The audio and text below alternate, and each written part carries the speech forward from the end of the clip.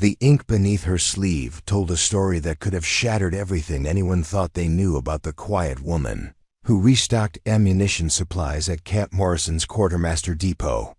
For 3 years, she had carefully kept that tattoo hidden, along with the truth about who she really was and what she had done in places that didn't officially exist. But secrets have a way of surfacing when you least expect them, and sometimes a single glimpse of carefully concealed ink can transform a ghost back into a person the world thought it had lost forever. Preparing and narrating this type of story took us long efforts and hard work. So if you are enjoying the story, please consider subscribing to our channel. The morning mist clung to the mountains surrounding Camp Morrison as Sarah Chen pushed through the heavy doors of Building 47, her canvas work gloves already damp from the Georgia humidity. At 34, she moved with an economy of motion that suggested efficiency rather than urgency. Her black hair pulled back in a regulation bun that revealed nothing about the nights she spent staring at ceilings, remembering faces and places that most people would never believe existed. Building 47 housed the Ammunition Storage and Distribution Center, a sprawling concrete structure that smelled perpetually of gun oil and cardboard. Sarah's official title was Supply Specialist, Grade 12, which meant she spent her days counting boxes, updating inventory sheets, and ensuring that training rounds made it from storage to the firing ranges without incident. It was methodical work that required attention to detail but little creativity, perfect for someone who preferred to blend into the background. Her workspace occupied a corner near the .50 caliber ammunition storage, where towers of green ammunition cans created a maze of narrow corridors between metal shelving units. Most soldiers who visited the depot barely acknowledged her presence, focused instead on getting their required ammunition allocations and returning to whatever training exercise had brought them there. She had become part of the furniture, as unremarkable as the inventory clipboards that hung from hooks on every aisle. The morning routine never varied. Sarah arrived 30 minutes before the depot officially opened, used the extra time to review overnight reports and ensure that all security protocols had been properly followed. She checked temperature readings in the storage areas, verified that humidity levels remained within acceptable parameters, and walked through each section to confirm that nothing had been disturbed during the night shift by 0700 hours, when the first training units arrived to collect their ammunition allocations. Sarah had already completed 2 equipment inspections and updated 3 separate inventory databases. She worked with the steady precision of someone who understood that small mistakes in ammunition handling could have catastrophic consequences, but her thoroughness seemed unremarkable to the soldiers who interacted with her daily. "Morning, Chen," called out Sergeant First Class Marcus Webb as he approached her desk with a requisition form. Webb commanded a training company that ran live-fire exercises twice weekly, and his interactions with Sarah followed the same pattern every time. He would present his paperwork. She would verify the ammunition request against approved training schedules, and he would wait with barely concealed impatience while she completed the necessary safety checks. Sarah reviewed Webb's requisition form with the same careful attention she gave every document that crossed her desk. The request was for standard 5.56 training rounds, quantities that matched the approved exercise parameters, signatures properly placed and dated correctly. Everything appeared routine, but Sarah had learned long ago that routine was often when the most dangerous oversights occurred.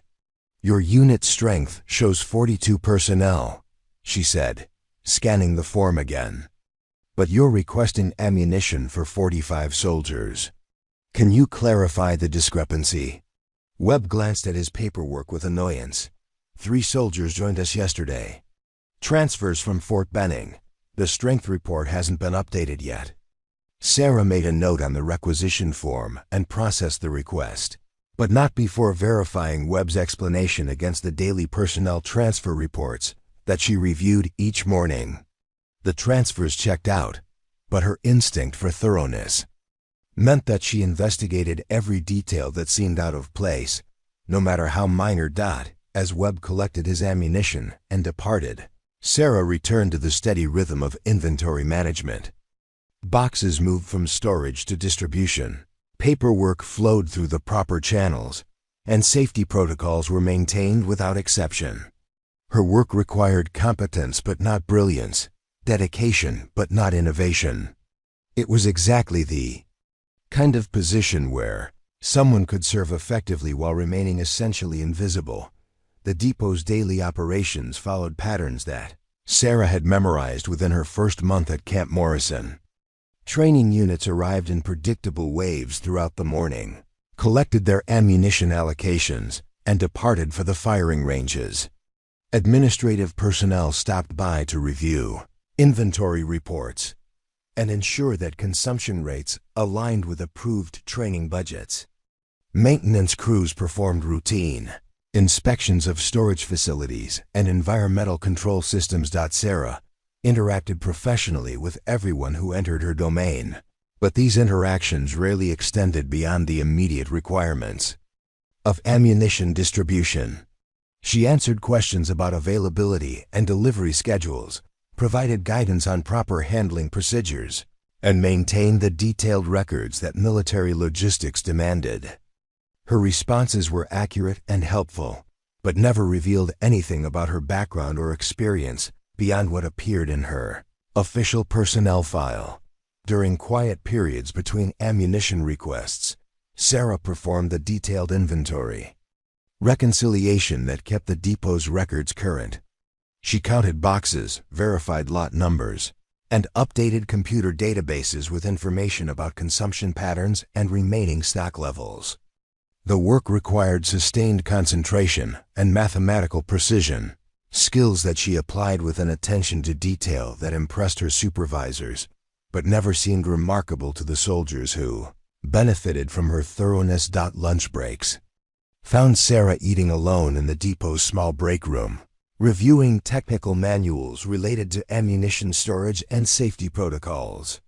She approached these professional development activities with the same methodical dedication she brought to every aspect of her work, but her colleagues interpreted this behavior as the actions of someone who took her job seriously rather than someone with extraordinary qualifications. Working far below her capability level. The afternoon shift brought different challenges as training units returned from morning exercises to collect additional ammunition for afternoon activities. Sarah processed these requests with the same careful attention she gave morning distributions, but she had noticed patterns in training schedules that allowed her to anticipate requirements and prepare accordingly. Her ability to predict ammunition needs impressed her immediate supervisor, but he attributed this skill to experience rather than recognizing it as evidence of sophisticated tactical understanding. As evening approached and the depot prepared for night shift operations, Sarah completed her final inventory checks and secured her workspace according to established protocols. She had processed 47 ammunition requests during the day, updated 16 different database entries, and resolved 3 minor discrepancies in storage documentation. Her work had been flawless, professional, and entirely unremarkable. To anyone who observed it, the walk from Building 47 to the parking area took Sarah past the main administrative complex, where lights burned in windows occupied by officers planning tomorrow's training exercises. She could see soldiers in conference rooms reviewing maps and discussing tactics, unaware that they were being observed by someone whose understanding of military operations extended far beyond anything reflected in her current assignment. Sarah's off-duty housing was a small apartment in the town adjacent to Camp Morrison, a modest space that reflected her official salary and gave no indication of the resources she had accumulated during assignments that didn't appear in any accessible military records. The apartment's furnishings were functional rather than comfortable, selected for utility rather than personal expression. Nothing in the space suggested that its occupant possessed skills or experience beyond those required for Ammunition supply management. Evening routines followed the same pattern as work activities, characterized by efficiency and an absence of unnecessary complications. Sarah prepared simple meals, maintained her equipment and uniforms, and dedicated time to physical fitness activities that kept her in condition far superior to what her current position required. But neighbors who occasionally encountered her interpreted these habits as the behavior of a disciplined soldier, rather than someone maintaining capabilities developed during operations that officially never occurred. The truth about Sarah Chen remained hidden beneath layers of careful anonymity and deliberately unremarkable behavior. Her personnel file reflected a standard military career trajectory. Her current assignment matched her apparent qualifications, and her daily interactions with colleagues revealed nothing about experiences that would have redefined how everyone at Camp Morrison understood both her capabilities and the nature of service itself. She had become exactly what she intended: to be invisible, effective, and safely separated from a past that contained secrets too dangerous to share. But beneath the long sleeves she wore, regardless of Georgia's oppressive heat, ink waited to tell a different story about who Sarah Chen really was and what she had accomplished in places where failure meant more than professional disappointment. The tattoo had remained hidden for 3 years, but concealment required constant vigilance, and vigilance, no matter how carefully maintained, could not last forever. The dismissive attitudes began as early as Sarah's second week at Camp Morrison, when Staff Sergeant Rodriguez from the Logistics Battalion made his first comment about civilian contractors taking jobs from real soldiers. He had assumed, like many others, that Sarah's quiet demeanor and assignment to ammunition supply indicated a lack of meaningful military experience. The fact that she wore no deployment patches, no specialized badges, and maintained the anonymous appearance of administrative support staff reinforced these assumptions among soldiers, who measured worth through visible achievements. "You ever actually been downrange, Chen?" Rodriguez had asked during one of his weekly ammunition pickups, using the military slang for combat deployment zones. His tone carried the subtle condescension reserved for soldiers whose service appeared limited to stateside assignments. "Or are you one of those supply pukes who thinks the military's all about paperwork and inventory management?" Sarah had responded with the same professional courtesy she showed everyone, confirming his ammunition request and processing his paperwork without addressing his underlying question.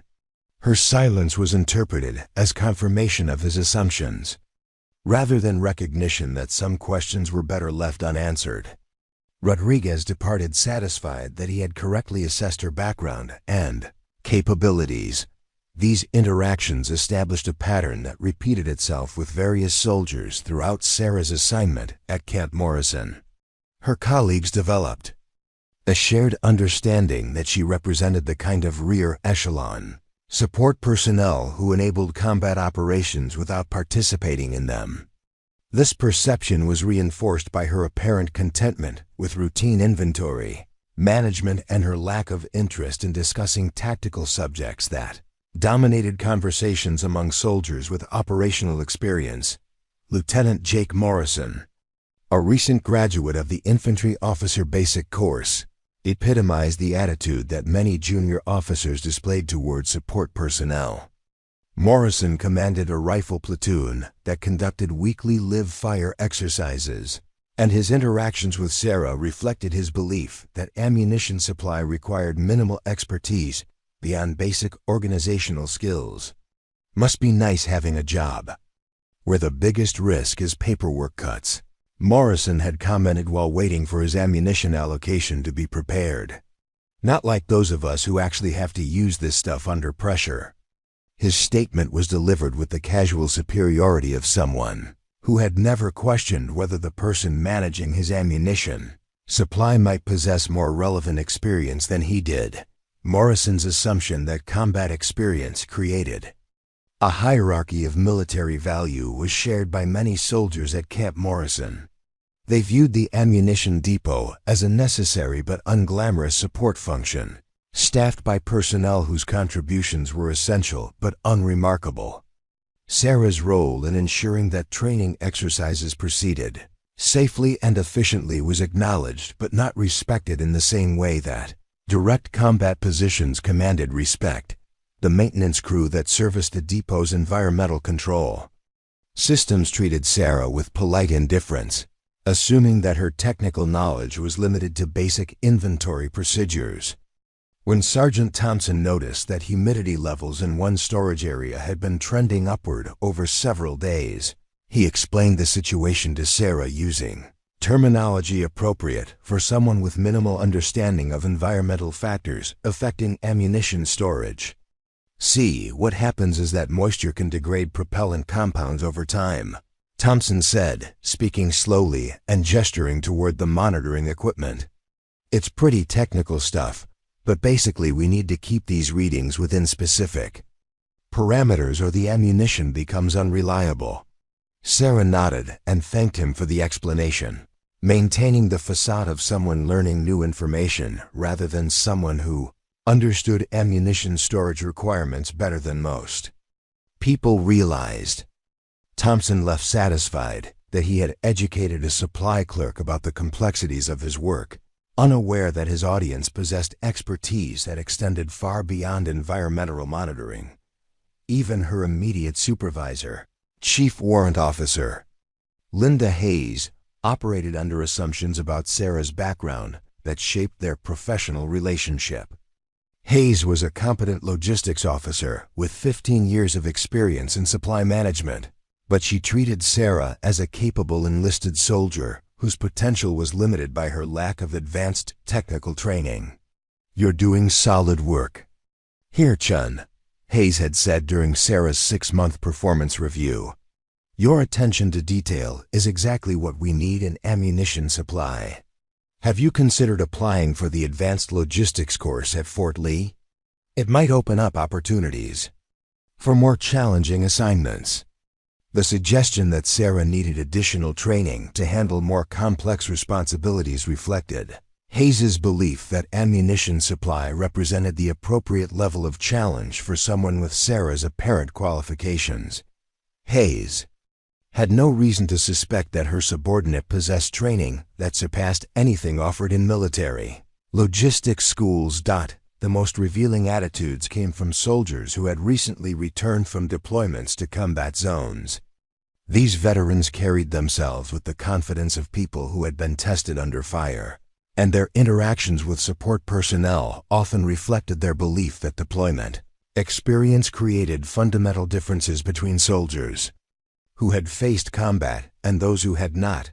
Sergeant First Class Davis, who had completed 3 deployments to Afghanistan, regularly expressed his opinions about the military's reliance on soldiers who had never experienced the realities of combat operations. During one conversation with fellow veterans, while collecting ammunition for his unit's training exercise, Davis had gestured toward Sarah and made comments that revealed his assumptions about her background. "That's what's wrong with the military today," Davis had said, speaking loudly enough for Sarah to hear while she processed his paperwork. "Half the people wearing uniforms have never been anywhere dangerous. They think military service means sitting in air-conditioned warehouses, counting boxes." His comments were delivered with the casual authority of someone whose combat experience validated his opinions about other soldiers. Sarah continued her work without responding to Davis's commentary, but her silence was interpreted as acknowledgement that his assessment was accurate. Davis and his colleagues departed convinced that they had correctly identified the fundamental difference between soldiers who had faced enemy fire and those whose service was limited to support roles. The assumption that ammunition supply required minimal expertise was reinforced by the way training officers approached their interactions with Sarah.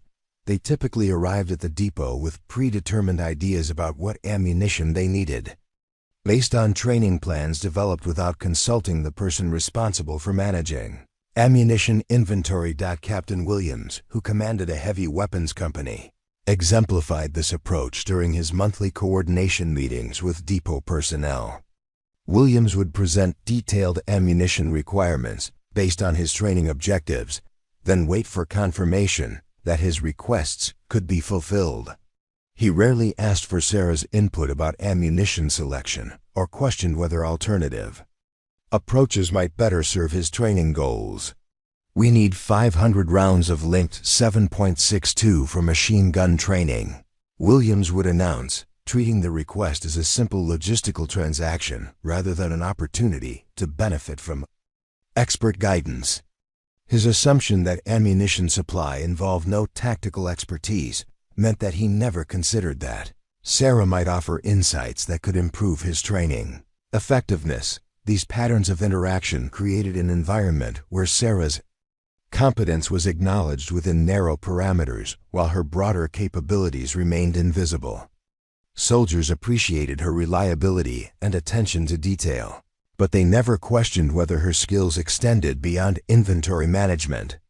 Her professional behavior was interpreted as appropriate dedication to a support role rather than evidence of experience that exceeded anything reflected in her current assignment. The cumulative effect of these assumptions was that Sarah became categorized as a competent but unremarkable soldier, whose contributions were limited to ensuring that ammunition supplies remained properly organized and available. This categorization served her purposes perfectly, providing the anonymity she had sought while allowing her to serve effectively in a capacity that drew minimal attention. But assumptions, once established, create expectations about behavior and capabilities that can be shattered by unexpected revelations. The soldiers at Camp Morrison had developed a shared understanding of who Sarah Chen was and what she represented. An understanding that would be fundamentally challenged when circumstances forced them to confront evidence that contradicted everything they thought. They knew about the quiet woman who managed their ammunition supply with such unremarkable efficiency.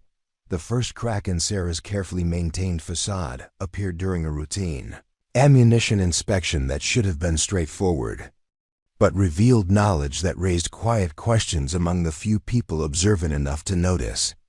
Master Sergeant Collins, a career logistics specialist with 22 years of experience in ammunition handling, had requested Sarah's assistance in examining a shipment of 40mm grenades that had arrived with documentation discrepancies. The lot numbers don't match the shipping manifest, Collins explained as they examined the green fiberglass cases containing the training rounds. Could be a paperwork error, but we need to verify these are the correct munitions before releasing them for training. He opened one of the cases and removed a training round, holding it up to check the markings stamped into the aluminum casing. Sarah glanced at the grenade in Collins's hands and immediately noticed something that he had missed. The fuse assembly. "Looks wrong," she said quietly, pointing to the device that would activate the training round smoke charge. "That's a live fuse, not a training variant." Collins examined the fuse more carefully, comparing it to the technical specifications outlined in the inspection manual. After several minutes of careful study, he confirmed Sarah's observation. The training rounds had been assembled with fuses designed for live ammunition, creating a serious safety hazard that could have resulted in injuries or fatalities during training exercises. "How did you spot that so quickly?" Collins asked, studying Sarah with new interest. "It took me 5 minutes with the manual to confirm what you saw immediately." His question carried genuine curiosity rather than suspicion, but it marked the first time anyone at Camp Morrison had questioned how Sarah's knowledge extended beyond basic ammunition supply procedures. Sarah deflected the question with a comment about having reviewed the technical manuals thoroughly, but Collins remained thoughtful about the incident. A supply specialist's familiarity with ammunition identification typically focused on lot numbers, quantities, and storage requirements, rather than the technical details of fuse assemblies.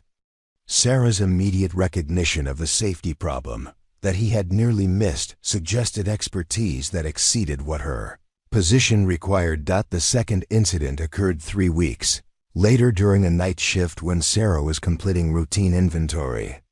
Checks in the secure storage area that housed specialized ammunition for training exercises involving explosive devices.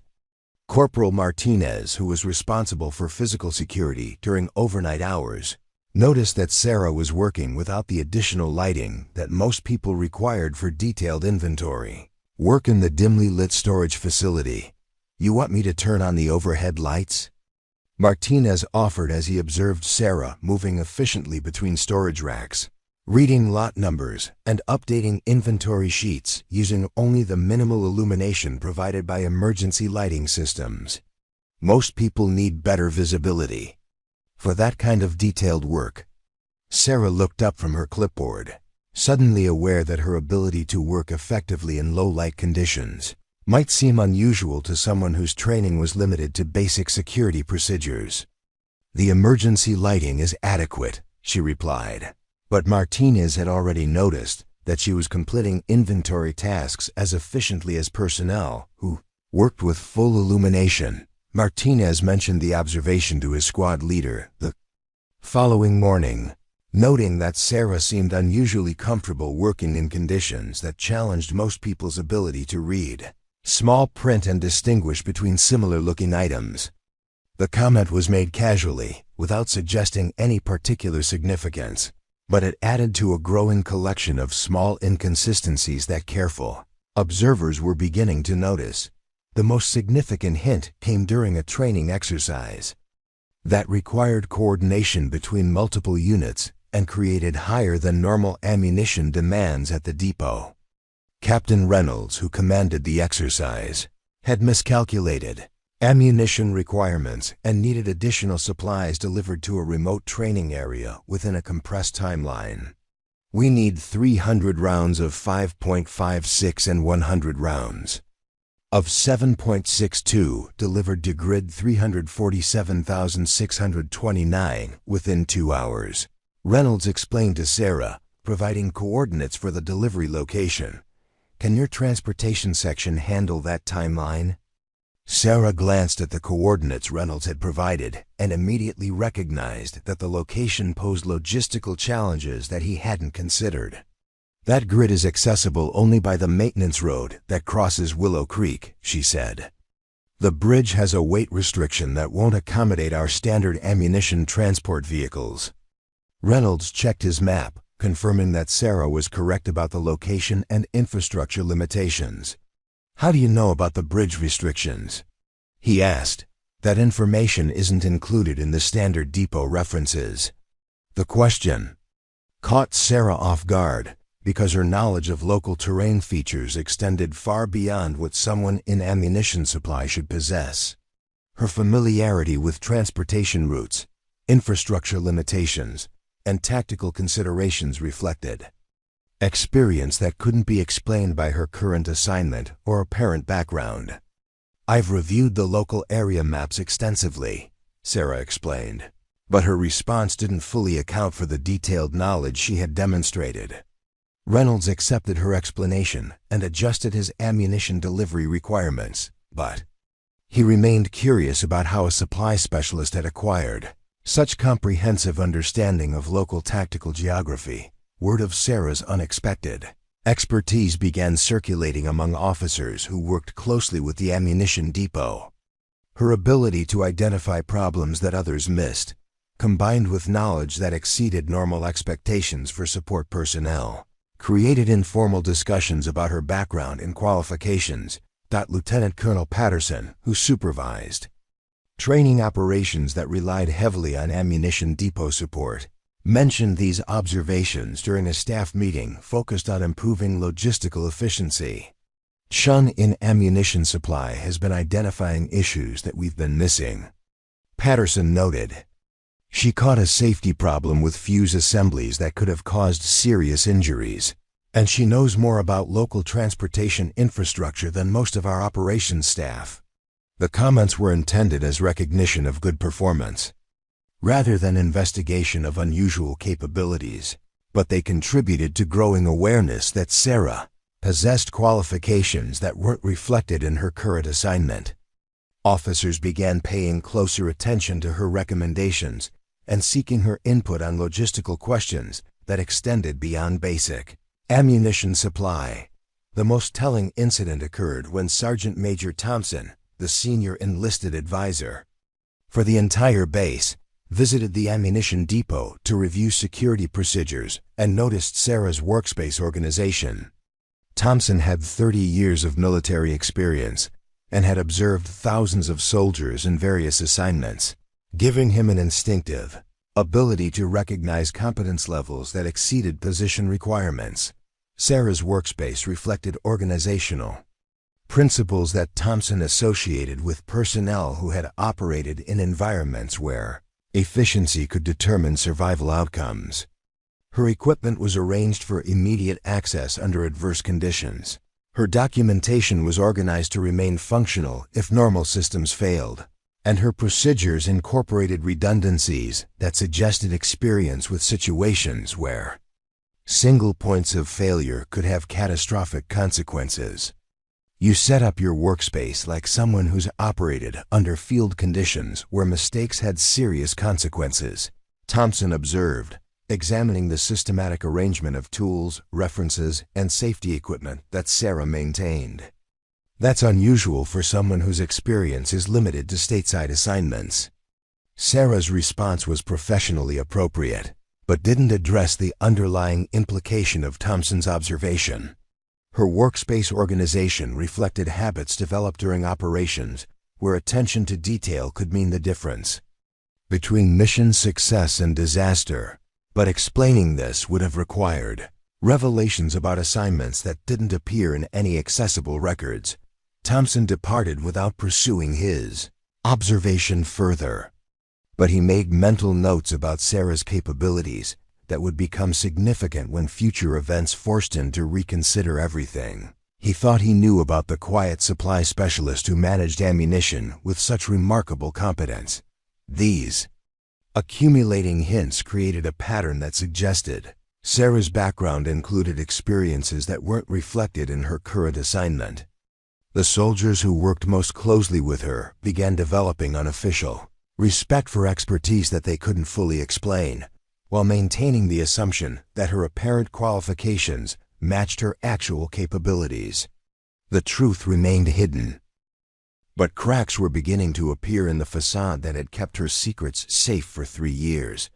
The August heat had turned Building 47 into a furnace by mid-afternoon, with the air conditioning system struggling against the Georgia humidity that seemed to seep through every crack in the concrete structure. Sarah had been working since dawn to complete an emergency ammunition redistribution required for an unscheduled training exercise, moving hundreds of heavy ammunition cans from climate-controlled storage to temporary staging areas where they could be quickly loaded onto transport vehicles. The work required lifting ammunition containers that weighed over 40 pounds each, carrying them through narrow corridors between storage racks, and organizing them according to specifications. That changed 3 times as training officers revised their requirements. Sarah had been maintaining this pace for 6 hours without taking a proper break, driven by the knowledge that delays in ammunition supply could cascade into training schedule disruptions that affected hundreds of soldiers. By 3 o'clock, the temperature inside the depot had reached 95 degrees despite the air conditioning system running at maximum capacity. Sarah's uniform was soaked with perspiration, and the long-sleeved shirt she habitually wore, regardless of weather conditions, had become uncomfortable to the point where continuing to work effectively required a decision she had been avoiding.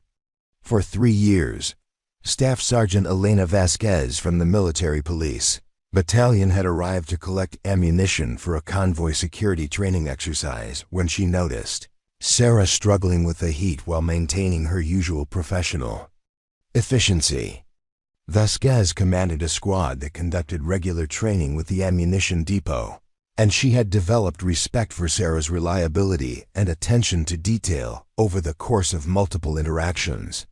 "Chen, you're going to pass out working in this heat dressed like it's winter," Vasquez observed as Sarah lifted another ammunition can onto the loading dock. "Why don't you lose the long sleeves?" Nobody's going to write you up for adapting to working conditions. Sarah continued her work without responding immediately, but the physical demands of moving heavy ammunition in extreme heat were becoming unsustainable. The depot's emergency ventilation fans had been activated, but they provided minimal relief in the face of temperatures that exceeded the facility's design parameters. Several other soldiers working in the building had already removed unnecessary clothing layers to cope with the conditions. Sergeant First Class Kevin Park, who was coordinating the ammunition redistribution, noticed that Sarah was maintaining her usual pace despite conditions that had forced him to take frequent breaks. Park had worked with logistics personnel throughout his career and recognized that Sarah's sustained performance under difficult conditions suggested physical conditioning that exceeded normal expectations for support staff. "Seriously, Chen, nobody expects you to work yourself into heat exhaustion," Park commented as he observed her methodical progress through the ammunition inventory. "Take off that long-sleeved shirt before you collapse. The depot's climate control system isn't designed for this kind of weather."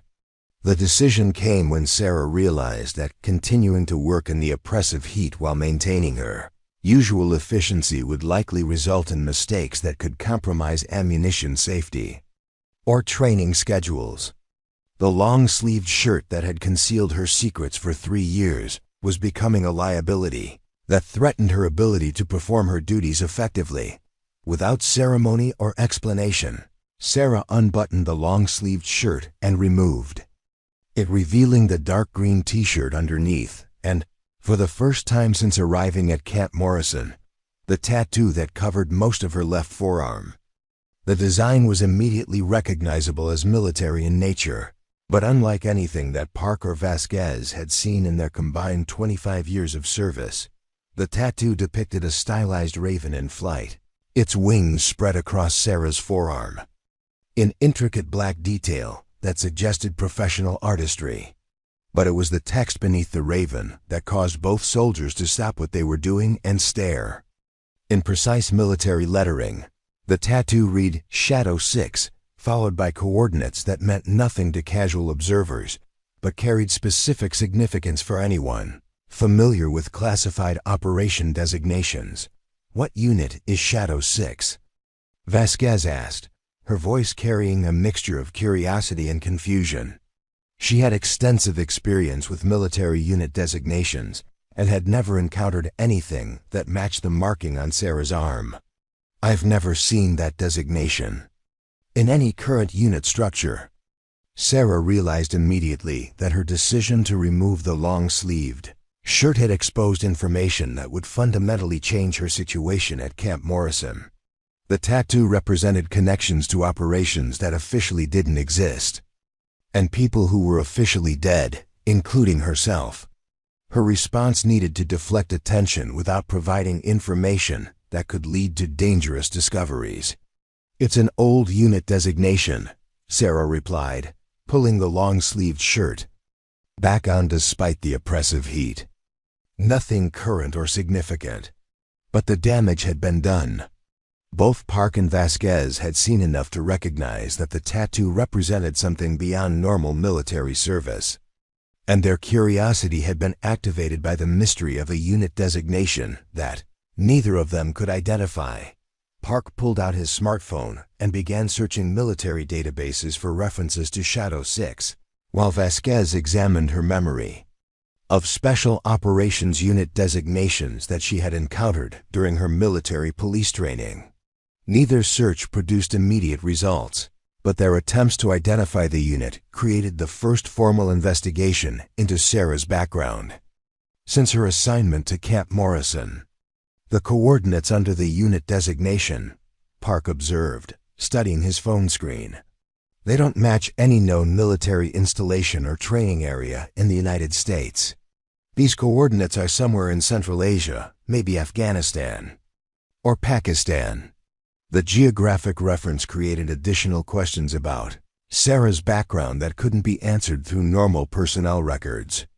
Camp Morrison had never hosted personnel with deployment experience to the regions indicated by the coordinates, And Sarah's assignment to ammunition supply didn't suggest the kind of specialized training that would be associated with operations. In those areas, Vasquez had been taking photographs of interesting tattoos she encountered throughout her military career, and she discreetly captured an image of Sarah's tattoo before it was concealed again beneath the long-sleeved shirt. The photograph would prove crucial in subsequent investigations because it preserved details that might be forgotten or misremembered during later discussions. The discovery spread through informal networks as Park and Vasquez shared their observations with colleagues who might have information about unusual unit designations or classified operations. Within hours, multiple people at Camp Morrison were aware that Sarah possessed a tattoo indicating association with a military unit that didn't appear in any accessible records.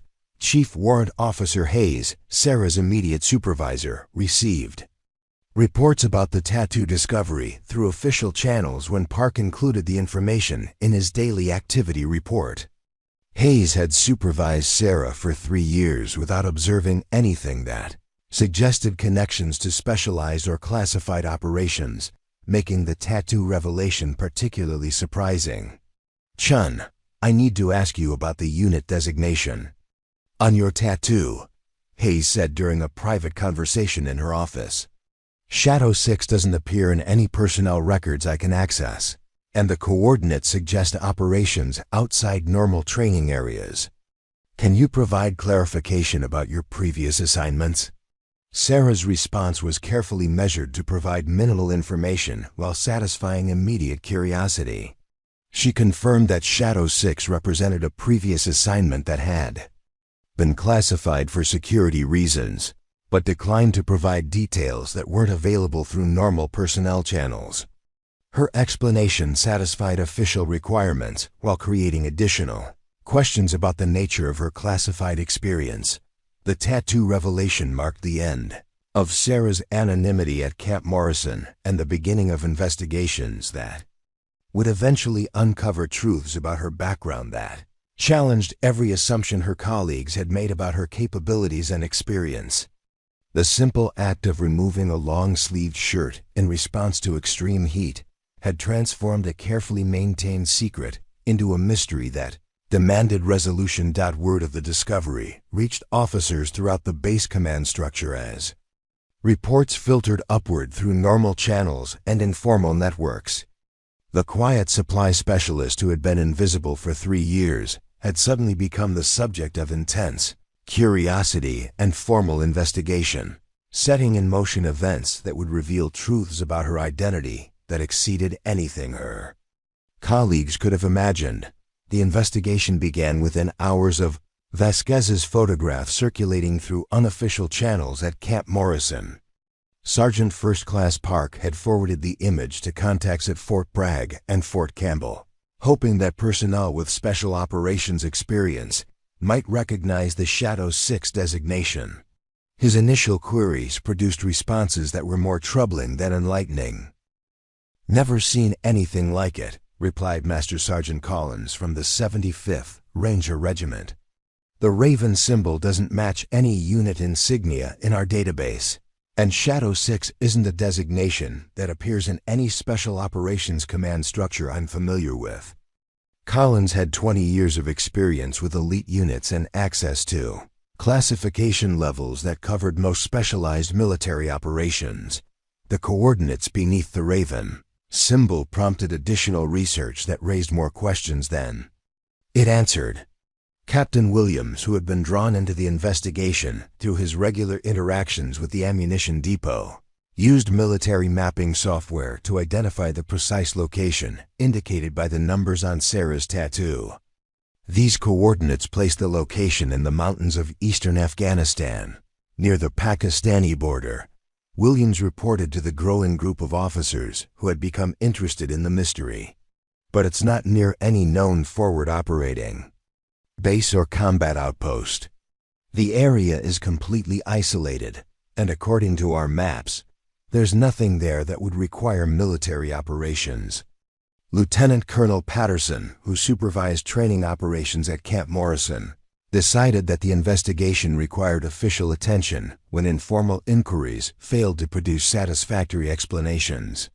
Patterson had clearance levels that allowed him to access classified personnel databases that might contain information about specialized operations or units that operated outside normal command structures. Patterson's search through classified systems produced results that were both limited and disturbing. References to Shadow 6 appeared in 3 separate incident reports from operations conducted between 2018 and 2021, but the details were heavily redacted and provided no useful information about unit structure, personnel, or mission parameters. The report suggested that Shadow 6 had been involved in classified operations, but accessing complete information required clearance levels that exceeded Patterson's authority. The little bit I can access suggests that Shadow 6 was a real unit that conducted classified operations in Central Asia, Patterson explained to Colonel Harrison, the base commander, during a private briefing. But the information is so heavily classified that I can't determine personnel rosters, operational details, or current status. Sarah Chun's name doesn't appear in any accessible records related to the unit. Colonel Harrison authorized additional investigation through channels that could access higher classification levels, but these efforts encountered security restrictions that prevented meaningful discoveries. Military intelligence personnel at Fort Gordon were contacted to determine whether Shadow 6 appeared in databases related to special access programs or compartmentalized operations. Major Sandra Torres, who served as the intelligence liaison for specialized operations, provided information that deepened the mystery rather than resolving it. Shadow 6 appears in our records as a joint task force that operated under extremely high classification levels, Torres reported, but the operational details are compartmentalized beyond my access level, and the personnel records are sealed under special circumstances provisions. The phrase special circumstances provisions carried specific meaning in military intelligence context, typically indicating that personnel records had been classified to protect individuals who had participated in operations where exposure could compromise ongoing security or endanger lives. This level of protection was reserved for the most sensitive operations and suggested that Shadow 6 had been involved in activities that extended far beyond normal military assignments. Staff Sergeant Vasquez, whose photograph had initiated the investigation, began conducting her own research through networks of military police personnel who might have encountered similar unit designations during security operations. Her inquiries reached contacts at installations throughout the PATU, United States and overseas, but none could provide information about Shadow 6 or similar unit structures. It's like this unit never existed in any official capacity, Vasquez reported to Park after a week of unsuccessful research. Nobody I've contacted has seen anything like this designation, and the few people who claim to have heard of shadow units can't provide specific information. The investigation expanded to include civilian contractors who had worked with Special Operations Forces and might have encountered unconventional unit designations during their assignments. These inquiries produced rumors and speculation, but no concrete information about Shadow 6 or its operational history. Dr. Michael Chen, a defense contractor who specialized in analyzing special operations effectiveness, provided perspective that added to the growing mystery. Shadow designations are sometimes used for units that operate outside normal command structures, Chen explained during a telephone conversation with Patterson. These units typically handle missions that require complete deniability, which means that official records are either heavily classified or don't exist at all. The possibility that Sarah had been assigned to a unit that operated without official recognition created implications that exceeded the scope of normal personnel investigations. Such assignments were reserved for individuals with extraordinary qualifications and were associated with operations that couldn't be acknowledged through normal diplomatic or military channels. Attempts to research Sarah's official personnel. File revealed additional inconsistencies that supported the theory that her background included classified assignments. Her file showed a gap of 18 months between 2019 and 2021 that was listed as special assignment, classification pending, followed by her current post into ammunition supply, without explanation for the dramatic change in assignment type. Master Sergeant Thompson, whose observations about Sarah's workspace organization had contributed to growing awareness of her unusual capabilities, provided additional insight based on his extensive experience with personnel who had participated in classified operations. Soldiers who've operated in denied areas develop specific habits that distinguish them from personnel with conventional assignments, Thompson explained. Chen's workspace organization, her situational awareness, and her knowledge base all suggest experience that isn't reflected in her current position. The investigation reached a critical point when attempts to contact former Shadow 6 personnel through unofficial networks produced responses that confirmed the unit's existence but provided no details about its operations or current status. 3 separate sources acknowledged familiarity with Shadow 6 but declined to provide information, citing security concerns and ongoing classification requirements. Captain Reynolds, whose coordination with Sarah during ammunition deliveries had revealed her unexpected knowledge of local terrain, contributed observations that supported theories about her specialized background. Her familiarity with tactical geography extends beyond anything that civilian maps or standard references would provide, Reynolds noted. She knows things about infrastructure, security considerations, and operational factors that suggest field experience in hostile environments. The accumulating evidence created a picture of Sarah as someone whose official assignment bore no relationship to her actual qualifications or experience. The investigation had revealed that Shadow 6 was a real unit that had conducted classified operations, that Sarah possessed knowledge and capabilities that exceeded her current position requirements, and that her personnel records contained gaps that suggested involvement in activities that couldn't be officially acknowledged. But these discoveries also revealed the limitations of conventional investigation methods when dealing with operations that had been designed to remain invisible. The more that investigators learned about Shadow 6, the more they understood that accessing complete information would require authorization levels and security clearances that exceeded anything available at Camp Morrison.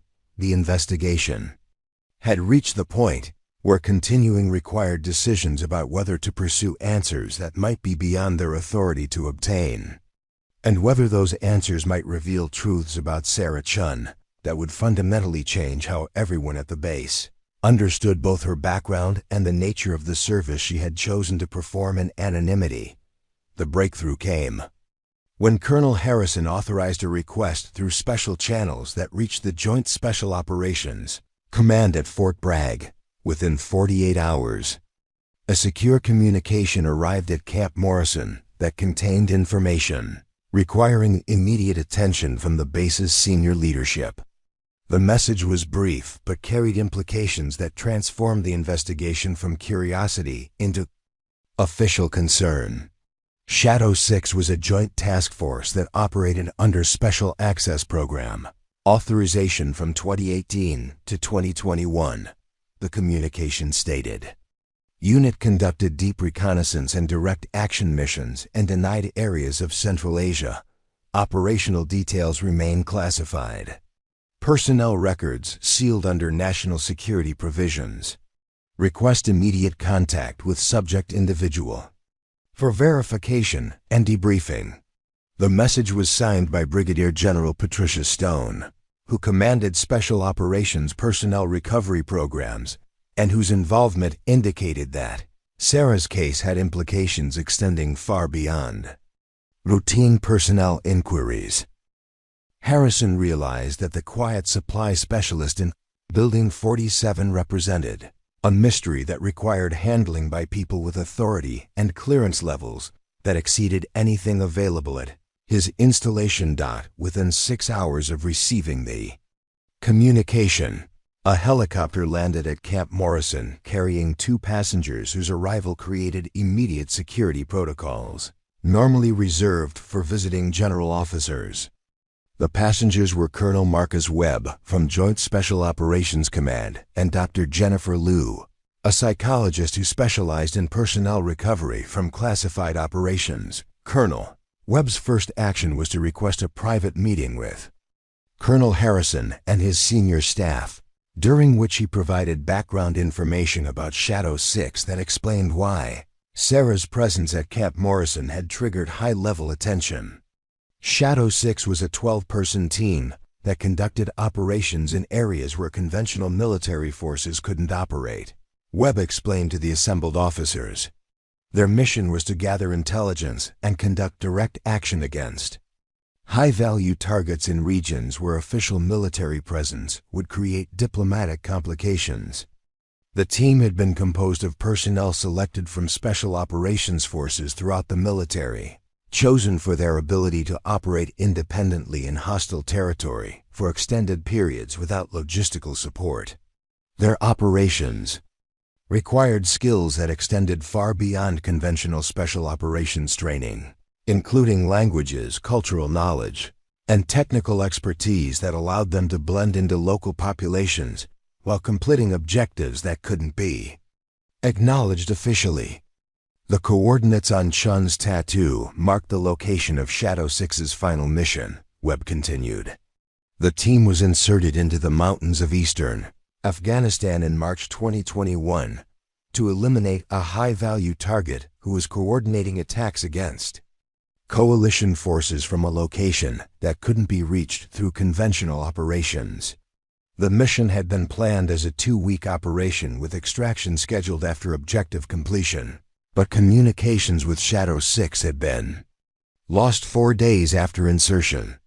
Search and rescue operations had been conducted, but the team's location in disputed territory controlled by hostile forces had prevented effective recovery efforts. After 6 months without contact, Shadow 6 was declared killed in action. Webb explained. Memorial services were held for family members, and the operation was classified to protect ongoing activities in the region. The official record shows no survivors. Dr. Liu provided additional context about the psychological factors that might explain Sarah's current situation and her choice to remain anonymous rather than reporting her survival to military authorities. Personnel who survive classified operations often experience complex psychological responses, Liu explained. Survivor guilt, identity confusion, and fear of exposure can create situations where individuals choose to disappear rather than return to official status. If Chen is actually Sarah Chen from Shadow 6, her behavior fits patterns we've observed. In other cases, the revelation that Sarah might be an officially dead soldier who had somehow survived a classified operation that killed her entire team created immediate security concerns that required careful handling.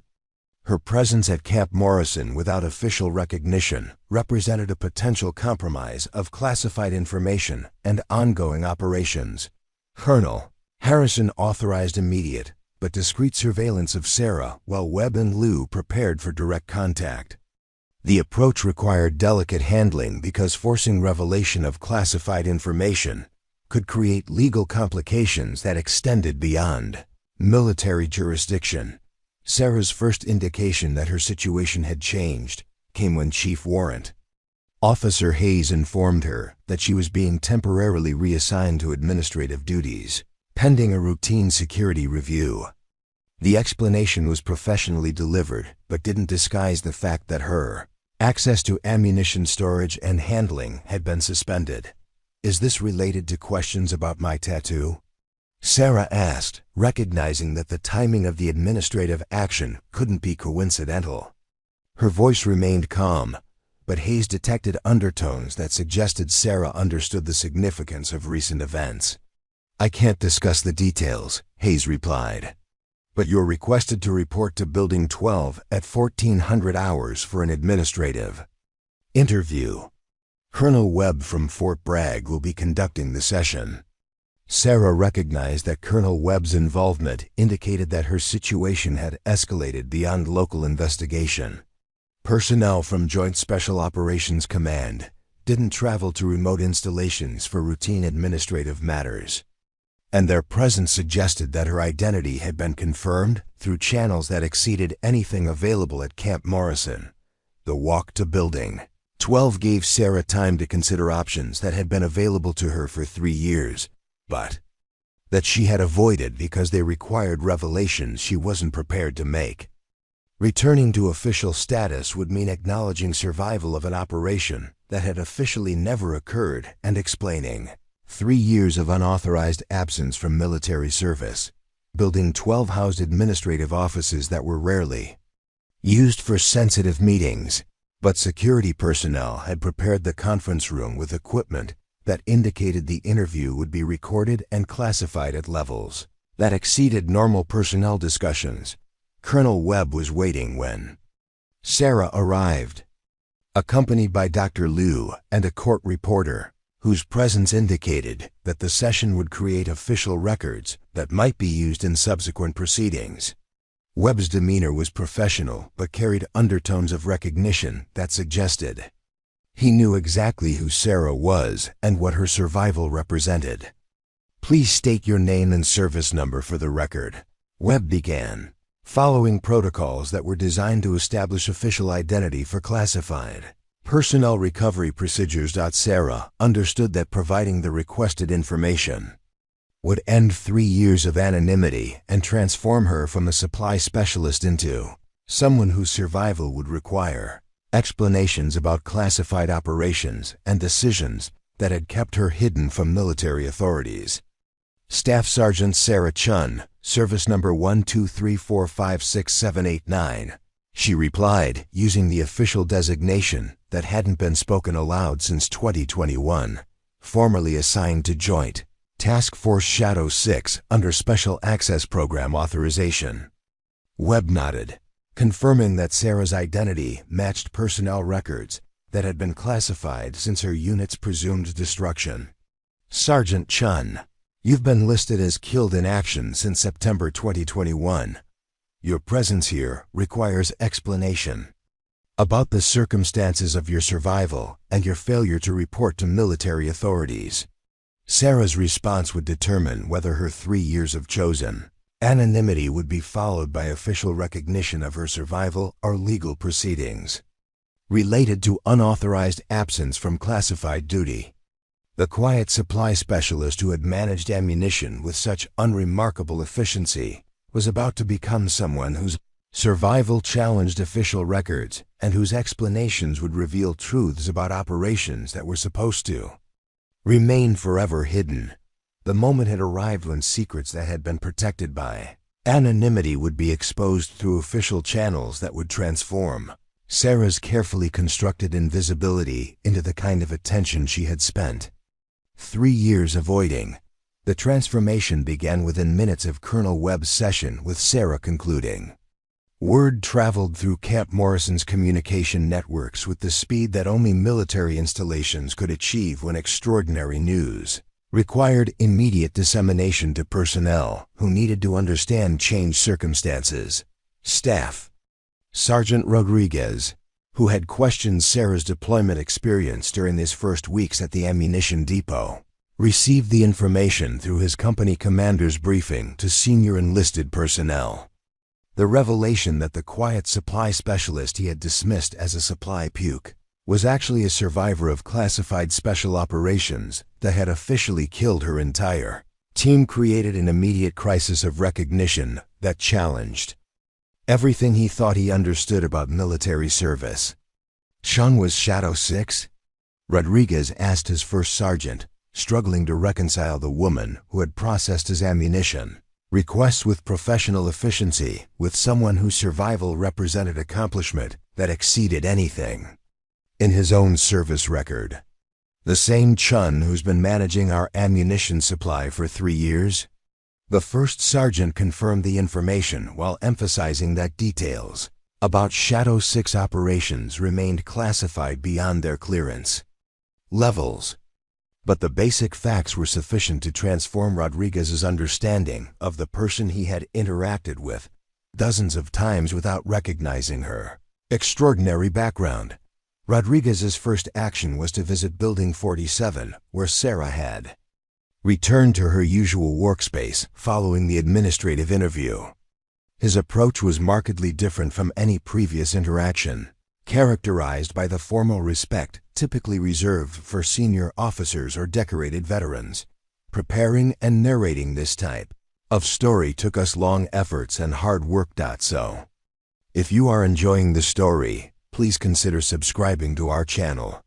Ma'am, Rodriguez said, coming to attention despite the fact that Sarah's current rank didn't require such formality.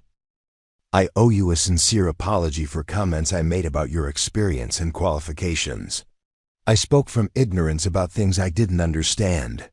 Sarah looked up from the inventory sheets she was reviewing, noting the fundamental change in Rodriguez's demeanor and the formal courtesy that replaced his previous casual dismissiveness. Sergeant Rodriguez, your comments were based on the information available to you. There's nothing requiring apology. With respect, ma'am, there is. Rodriguez replied. I made assumptions about your service without understanding what you'd accomplished or what you'd sacrificed. That reflects poorly on my professionalism and my understanding of what military service represents. Similar scenes were occurring throughout Camp Morrison as personnel who had interacted with Sarah learned that their assumptions about her background had been fundamentally incorrect. Lieutenant Morrison, who had commented about her safe assignment compared to combat roles, approached Chief Warrant Officer Hayes, requesting information about appropriate ways to acknowledge his previous misconceptions. I made statements about Chen's service that were completely inappropriate, Morrison explained to Hayes. I implied that her assignment was somehow less meaningful than combat positions, not knowing that she'd survived operations that exceeded anything I'd experienced or could imagine.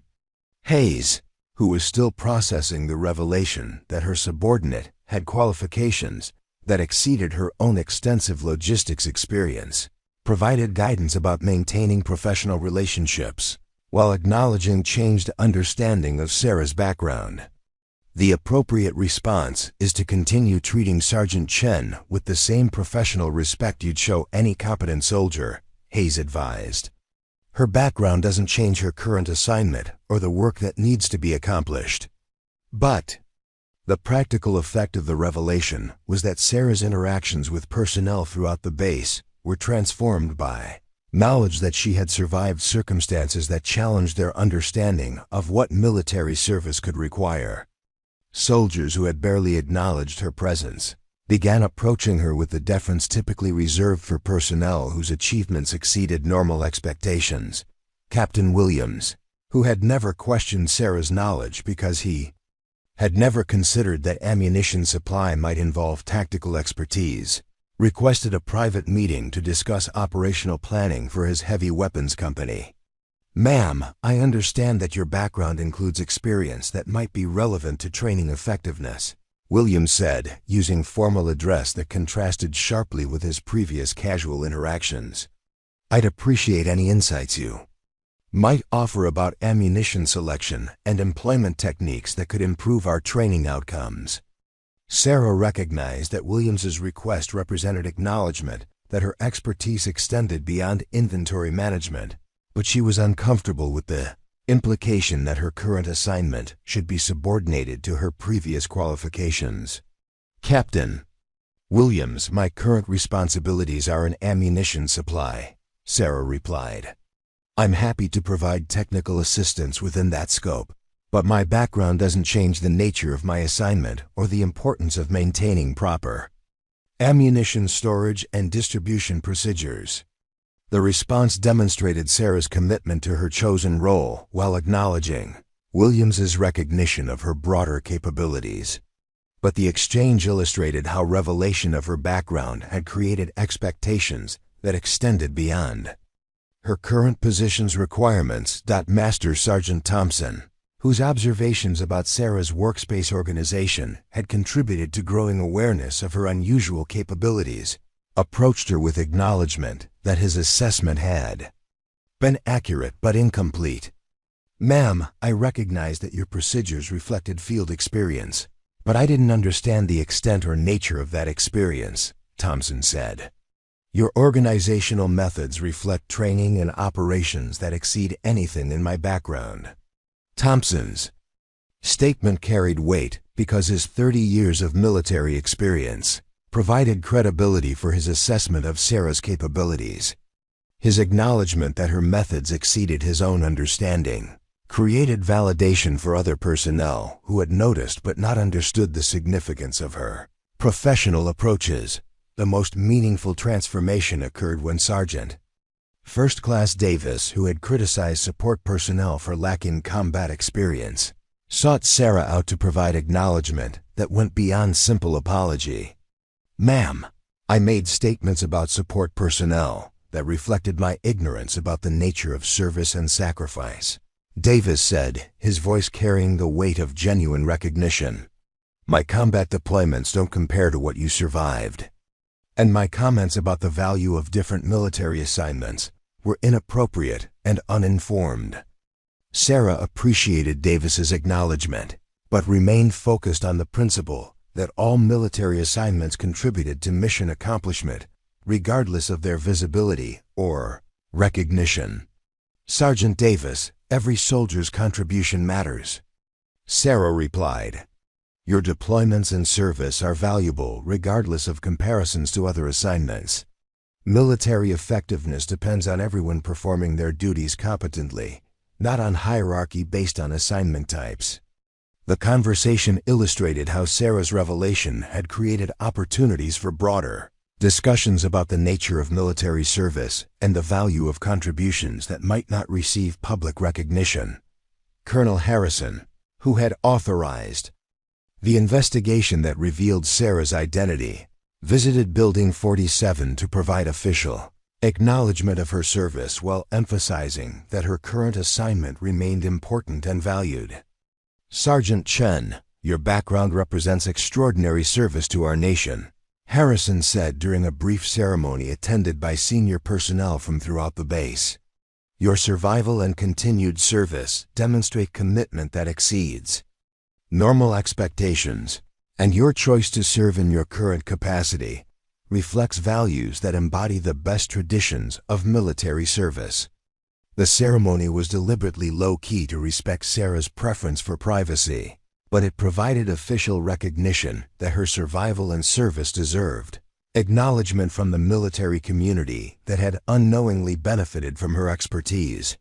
For 3 years, the transformation in how personnel throughout Camp Morrison treated Sarah reflected not just changed understanding of her background, but broader recognition of how assumptions about military service could obscure the true nature of individual contributions and sacrifices. Her revelation had created education about the complexity of military assignments and the importance of recognizing competence and dedication, regardless of their source or visibility. The question came during a quiet moment 3 days after Colonel Harrison's ceremony, when Chief Warrant Officer Hayes found Sarah working alone in the climate-controlled storage area where specialized ammunition required constant environmental monitoring. Hayes had been struggling to understand why someone with Sarah's background would choose to remain in ammunition supply when opportunities for advancement and recognition were now available throughout the military. "Sarah, I have to ask something that's been bothering me since we learned about your background," Hayes said, settling into a chair beside the workstation where Sarah was updating temperature and humidity logs. "You could have any assignment you wanted now. Special operations. Commands would compete for someone with your experience. Why do you want to stay here managing ammunition inventory?" Sarah continued her methodical review of environmental data, but Hayes could see that the question had prompted reflection about decisions that went far beyond career considerations. When Sarah finally responded, her voice carried weight that suggested the answer involved factors that couldn't be explained through normal military logic. Because this work matters in ways that most people don't understand, Sarah replied, gesturing toward the rows of ammunition storage containers that surrounded them. Every round that leaves this depot carries responsibility for someone's life. Every safety check I perform, every inventory verification I complete, every maintenance procedure I follow connects to soldiers who might face situations where equipment failure means death. Hayes recognized that Sarah's explanation involved understanding of ammunition supply that extended far beyond technical requirements or administrative procedures. Her perspective reflected experience with circumstances where the reliability of military equipment determined survival outcomes rather than training effectiveness. But with your qualifications, you could be training special operations personnel, sharing expertise that could save lives in ways that go far beyond ammunition supply, Hayes observed. Your knowledge about survival techniques, operational planning, and tactical procedures could benefit hundreds of soldiers who might face similar situations. Sarah's response revealed the depth of thought that had shaped her choice to remain in her current assignment, despite opportunities that others considered more appropriate for her background and capabilities. The soldiers who need that kind of training will receive it through proper channels, Sarah said. But every soldier, regardless of their assignment or deployment location, depends on ammunition that functions correctly when their lives are at stake. That responsibility doesn't require special operations experience to understand, but it does require absolute commitment to getting every detail right. The explanation illustrated how Sarah's perspective had been shaped by experiences where attention to detail meant the difference between mission success and catastrophic failure. Her commitment to ammunition supply reflected understanding that support functions carried responsibility for outcomes that extended far beyond their immediate visibility. Hayes pressed further, seeking to understand motivations that seemed to contradict normal career advancement logic. Sarah, I've seen your efficiency reports. Your performance exceeds expectations for someone with your current rank and assignment. But you've declined opportunities for promotion and transferred assignments. What drives that choice? Sarah paused in her work and looked directly at Hayes, her expression carrying gravity that reflected experiences Hayes could only imagine. My team didn't survive to see their work remembered or recognized. 11 people died completing a mission that officially never happened, protecting soldiers who will never know their names or understand their sacrifice. The reference to her fallen teammates provided context for Sarah's choices that went beyond individual career considerations. Her commitment to ammunition supply represented continuation of service that honored people whose contributions couldn't be acknowledged through normal recognition systems. This ammunition depot serves thousands of soldiers who will deploy to places where their lives might depend on whether their weapons function correctly, Sarah continued. Every round I inspect, every safety protocol I maintain, every inventory procedure I complete carries forward the work that my teammates died protecting. They can't ensure that ammunition works correctly anymore, so I do it for them.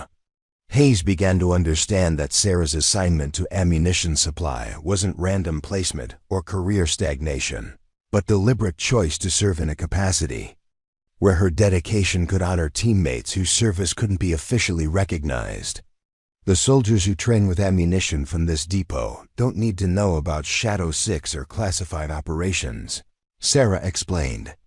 They need to know that their ammunition will fire correctly, that their equipment will function reliably, and that someone with absolute commitment to getting things right has verified every component they depend on. The explanation revealed how Sarah had found purpose in work that connected her specialized experience to broader military effectiveness without requiring recognition or advancement that would compromise the anonymity she valued. Lieutenant Colonel Patterson, who had initiated the official investigation that revealed Sarah's identity, visited the depot seeking similar understanding about her motivations. Patterson had been offering assignments that would utilize Sarah's tactical knowledge and operational experience, but his offers had been consistently declined. "Sarah, help me understand your perspective," Patterson said during a conversation. That took place while Sarah performed routine maintenance on ammunition storage equipment. "You possess expertise that could revolutionize how we train soldiers for specialized operations. Your survival techniques, tactical knowledge, and operational experience represent capabilities that can't be replicated through classroom instruction." Sarah's response reflected the same fundamental commitment to service that had shaped her choice to remain in ammunition supply despite other opportunities. "The techniques that kept me alive were developed through necessity and desperation," Sarah replied. "Teaching them would require sharing experiences that soldiers shouldn't have to understand unless circumstances force them to learn the same way I did. Most soldiers will never face situations where that knowledge becomes necessary." Patterson recognized that Sarah's reluctance to share her specialized knowledge reflected understanding of psychological costs associated with the experiences that had developed her capabilities. But teaching those techniques could prepare soldiers for situations that might arise, could provide them with tools that could save their lives if they face similar circumstances. Patterson argued that Sarah considered Patterson's perspective while continuing her maintenance work, but her response demonstrated how her choices were guided by principles that extended beyond utilitarian calculations about training effectiveness. "The soldiers who might need that knowledge will learn it the same way I did, through circumstances that demand adaptation and survival," Sarah said. "But every soldier, regardless of their assignment or deployment, needs ammunition that works correctly. That's a contribution I can make that honors my teammates without requiring other people to understand experiences that are better left unshared." The conversation illustrated how Sarah had found meaning in work that allowed her to serve effectively while maintaining psychological boundaries that protected both herself and others from unnecessary exposure to traumatic knowledge. Colonel Webb, who had conducted the official interview that confirmed Sarah's identity, returned to Camp Morrison seeking to understand motivations that challenged normal expectations for personnel recovery from classified operations. "Sarah, your choice to remain in your current assignment represents an unusual response to surviving classified operations," Webb observed. "Most personnel in similar situations seek recognition for their service or assignments that utilize their specialized capabilities." Sarah's explanation to Webb revealed the philosophical foundation for choices that others found difficult to understand. "Recognition can't bring back my teammates, and utilizing my specialized capabilities would require acknowledgement of operations that are better served by remaining classified," Sarah replied. "But ensuring that ammunition works correctly serves every soldier, who might face situations where equipment reliability determines whether they come home to their families." The statement encapsulated how Sarah had found purpose in service that honored her fallen teammates while contributing to military effectiveness in ways that didn't require compromising operational security or forcing unnecessary attention to classified activities. Her commitment to ammunition supply represented not career limitation or failure to utilize her capabilities, but deliberate choice to serve in a capacity where dedication and expertise could make meaningful contributions without requiring recognition or advancement that would conflict with values shaped by experiences that others couldn't fully understand. Changes began subtly, observed first by senior non-commissioned officers who noticed that soldiers throughout Camp Morrison were approaching their duties with increased attention to detail and professional dedication that hadn't characterized their previous performance. Master Sergeant Thompson, whose responsibilities included oversight of multiple support sections, documented improvements in work quality that coincided with Sarah's revelation, but extended far beyond personnel who worked directly with the ammunition.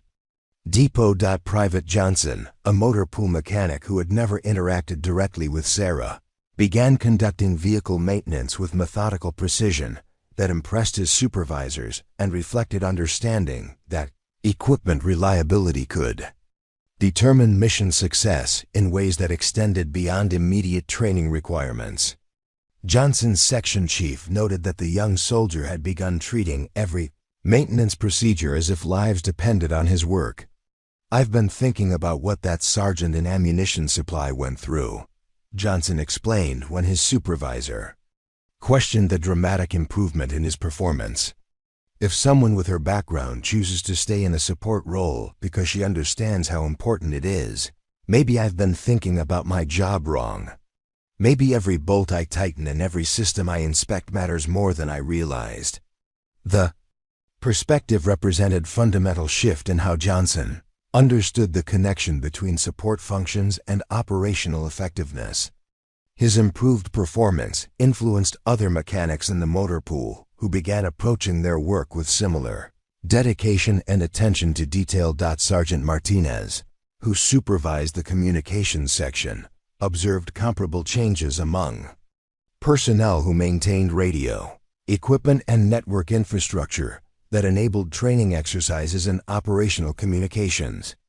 Soldiers who had previously treated equipment maintenance as routine administrative requirements began conducting inspections with thoroughness that reflected understanding of their broader responsibilities. Chen's situation made me realize that we don't know what assignments people have had or what experiences have shaped their understanding of military service, Martinez explained to his company commander. But more importantly, it made my soldiers understand that the work we do here supports people who might face situations where communication failures could be catastrophic. The communications section began implementing maintenance procedures that exceeded standard requirements, conducting redundancy checks that weren't mandated by regulations, and maintaining equipment readiness levels that surpassed anything required for peacetime training operations. The improvements reflected adoption of Sarah's philosophy that support functions carried responsibility for outcomes that extended far beyond their immediate visibility.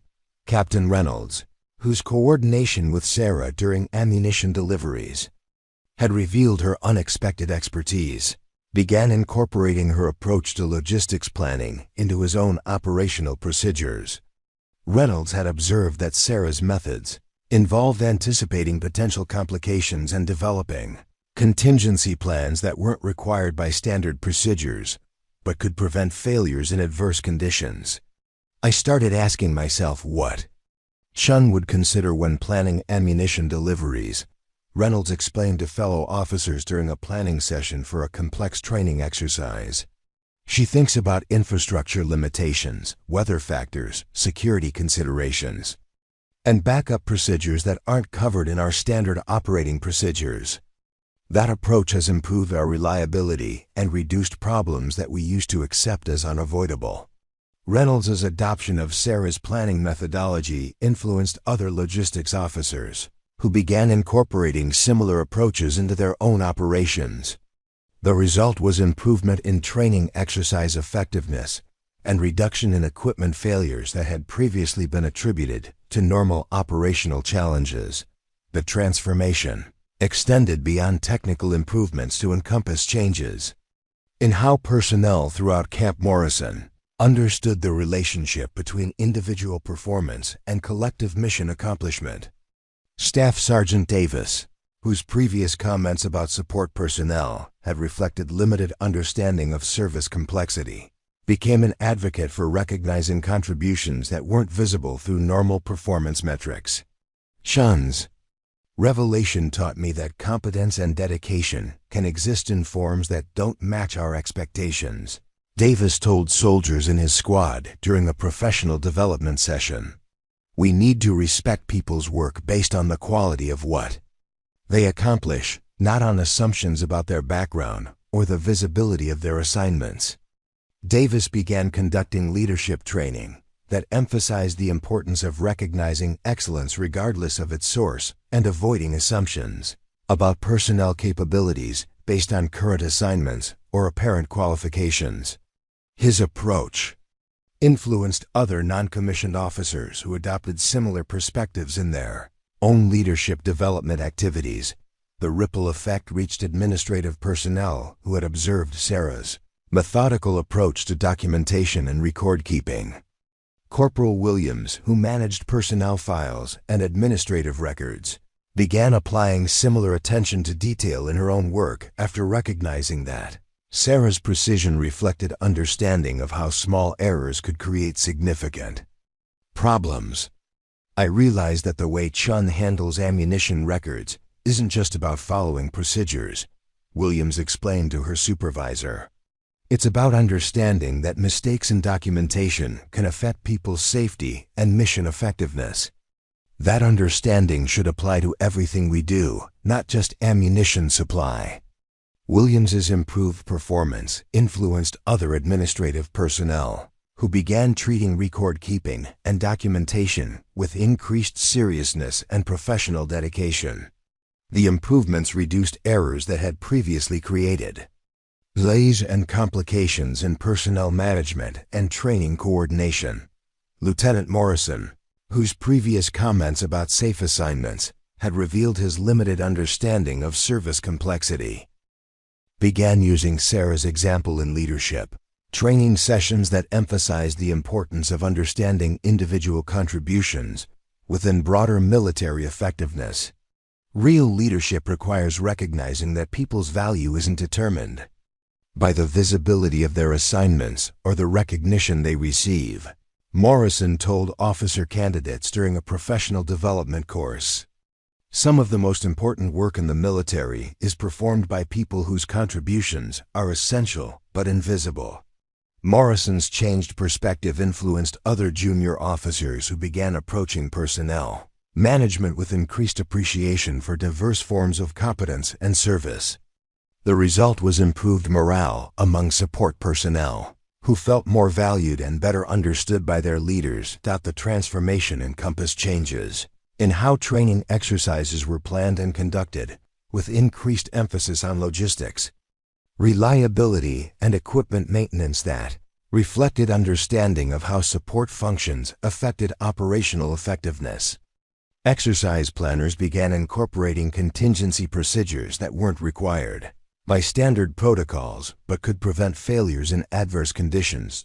Major Henderson, who supervised complex training exercises involving multiple units, began consulting with support personnel during planning phases to ensure that logistics considerations were properly integrated into operational procedures. Chen's background reminded us that people in support roles often understand operational requirements better than we realize. Henderson explained to his planning staff, "We need to leverage that expertise during planning rather than treating support functions as administrative requirements that don't affect mission success." The approach resulted in training exercises that were more realistic and effective, with reduced equipment failures and improved coordination between operational and support elements. The improvements demonstrated how Sarah's philosophy of service had influenced military effectiveness that extended far beyond ammunition supply. The cultural transformation at Camp Morrison reflected adoption of principles that Sarah embodied: dedication to excellence regardless of recognition, understanding that all military assignments contributed to mission accomplishment, and commitment to service that honored broader responsibilities rather than individual advancement. These principles began shaping how personnel throughout the base approached their duties and understood their roles within military effectiveness. The changes represented more than improved performance metrics or reduced error rates. They reflected fundamental shift in how military service was understood and valued, with increased appreciation for competence that didn't seek recognition and dedication that focused on contribution rather than advancement. Sarah's example had created education about service that extended far beyond her individual assignment and influenced military culture in ways that would persist long after her revelation had become part of Camp Morrison's institutional memory. 2 years after Sarah's identity was revealed, the changes at Camp Morrison had become institutional rather than temporary, embedded in training procedures, leadership philosophy, and operational culture. that would outlast any individual assignment or personnel rotation. The quiet supply specialist who had managed ammunition with unremarkable efficiency had fundamentally altered how an entire military installation understood service, competence, and the relationship between recognition and contribution. The ammunition depot in Building 47 had become an unofficial training site where officers and non-commissioned officers from throughout the base sought to understand Sarah's approach to professional excellence. These visits weren't mandated by regulations or included in formal training curricula, but represented recognition that her methodology offered lessons about military effectiveness that couldn't be taught through conventional instruction. Captain Lisa Park, who had recently assumed command of a logistics company, spent a morning observing Sarah's work to understand principles that her predecessor had described as transformative for understanding support operations. Park watched as Sarah conducted routine inventory procedures with precision that reflected understanding of consequences that extended far beyond immediate requirements. The way you organize your workspace, the redundancy in your documentation systems, the thoroughness of your safety checks, Park observed. These procedures exceed standard requirements but seem essential for reliable operations. How do you determine what's necessary versus what's merely regulation? Sarah's response revealed philosophy that had been shaped by experiences where the difference between adequate and excellent performance could determine survival outcomes rather than administrative compliance. Standard procedures work when conditions remain standard, Sarah explained while conducting ammunition inspection that involved techniques not covered in technical manuals. But conditions change without warning, and when they do, the foundation you've built through attention to detail determines whether your systems continue functioning or fail when people need them most. The explanation provided Park with understanding that she incorporated into her own command philosophy, emphasizing preparation for circumstances that exceeded normal expectations, while maintaining focus on daily responsibilities that enabled long-term effectiveness. Colonel Harrison, whose authorization of the investigation had revealed Sarah's identity, observed that Camp Morrison had become a destination for professional development visits from personnel throughout the regional command structure. Officers and senior enlisted personnel requested opportunities to study training methods and operational procedures that had been influenced by Sarah's approach to service. We've become known for operational reliability and training effectiveness that exceeds statistical norms for installations of our size and mission, Harrison noted during a briefing to visiting commanders from Fort Benning. The improvement traces directly to cultural changes that began with understanding how individual excellence contributes to collective effectiveness. The institutional changes reflected adoption of Sarah's principle that competence deserved respect regardless of its source or visibility.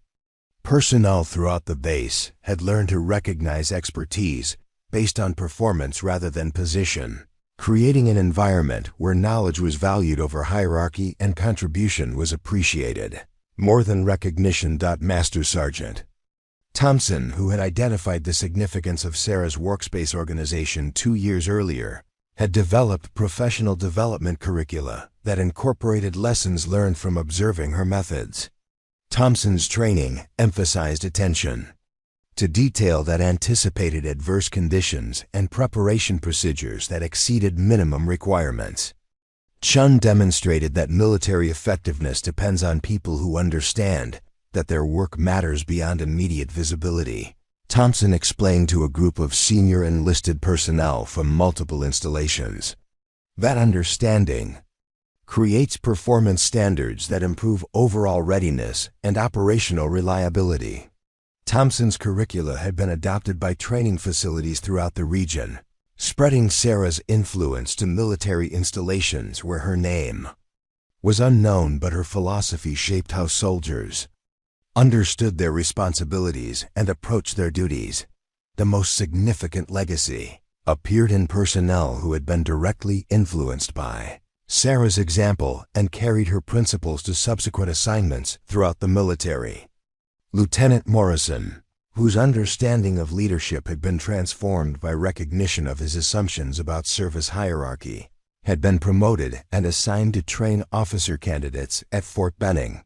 Morrison incorporated lessons learned from Sarah's example into leadership instruction that emphasized recognizing competence in unexpected forms and understanding that military effectiveness depended on contributions that might not receive public recognition. Real leadership requires understanding that people's value isn't determined by the visibility of their assignments. Morrison taught officer candidates during courses on personnel management. Some of the most important work in the military is performed by people whose contributions are essential but anonymous. Morrison's instruction influenced hundreds of future officers whose understanding of leadership had been shaped by principles that Sarah had demonstrated through daily service, rather than formal teaching. These officers carried her philosophy to assignments throughout the military, creating influence that extended far beyond Camp Morrison. Staff Sergeant Rodriguez, whose initial dismissal of Sarah's qualifications had been transformed by understanding of her background, had been selected for promotion to sergeant, first class, and assignment as a senior instructor at the Non-Commissioned Officer Academy. Rodriguez used his experience with Sarah to teach courses on professional respect and recognition of competence. I learned that assumptions about people's backgrounds can prevent us from recognizing expertise that could improve our effectiveness. Rodriguez explained to students whose future leadership would be shaped by understanding that he had gained through interaction with Sarah. Military competence exists in forms that don't always match our expectations, and good leaders learn to identify and utilize excellence regardless of its source.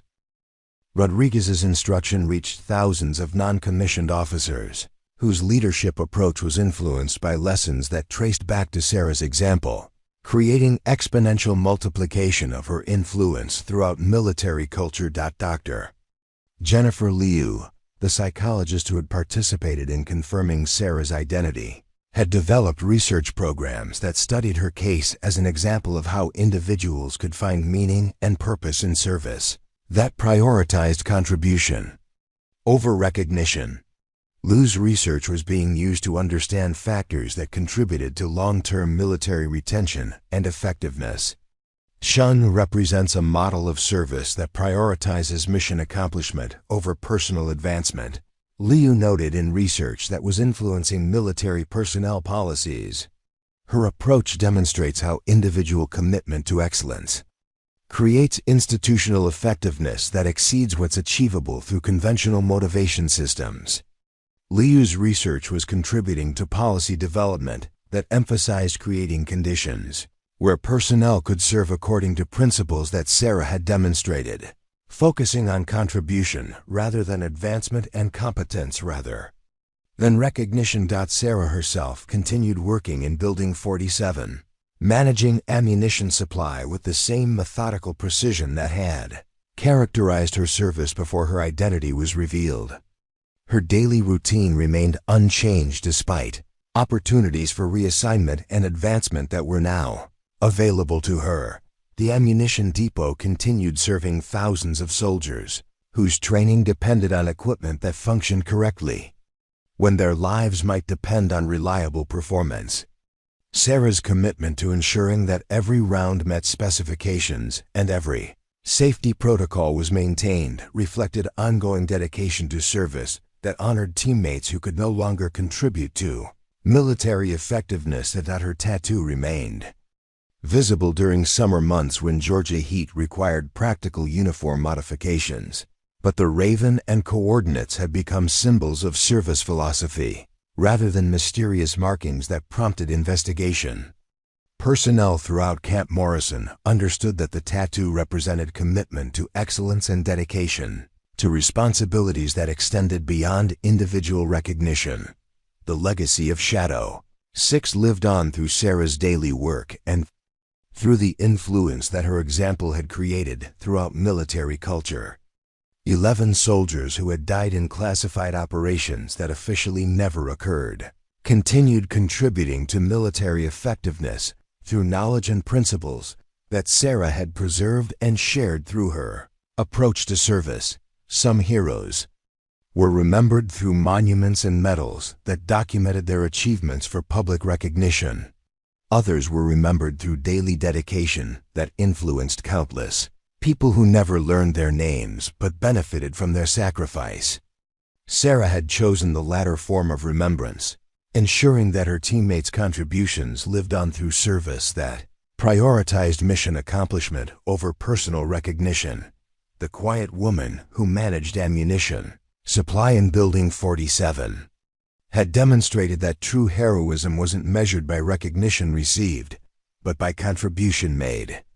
Her legacy would continue through personnel whose understanding of service had been shaped by her example and whose own contributions would reflect principles that honored sacrifice through dedication rather than remembrance through ceremony.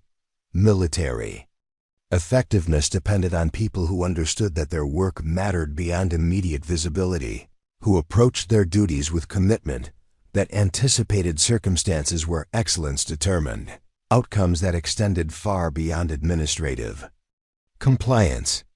Sarah Chen had embodied these principles and created influence that would shape military culture long after her individual service had concluded. Some stories were told through dramatic narratives that celebrated extraordinary achievements. Others lived through daily commitment that created lasting change without seeking recognition. The latter form of heroism built foundations that supported countless others, ensuring that sacrifice found meaning through service that continued long after the original heroes had been forgotten by everyone, except those whose lives were improved by their enduring influence. 5 years had passed since the revelation of Sarah's identity, when a new crisis tested everything that Camp Morrison had learned about recognizing hidden expertise and valuing contributions over recognition. A massive ammunition explosion at a neighboring installation had created an emergency shortage that required rapid redistribution of supplies from facilities throughout the region. Sarah worked through 3 consecutive nights, coordinating the safe transfer of thousands of rounds while ensuring that safety protocols weren't compromised by urgency.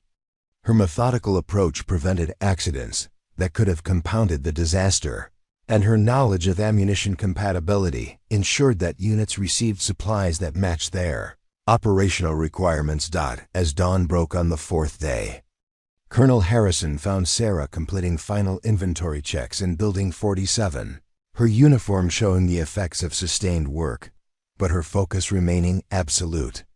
The successful completion of the emergency redistribution had prevented training delays that could have affected readiness for an entire combat brigade preparing for deployment.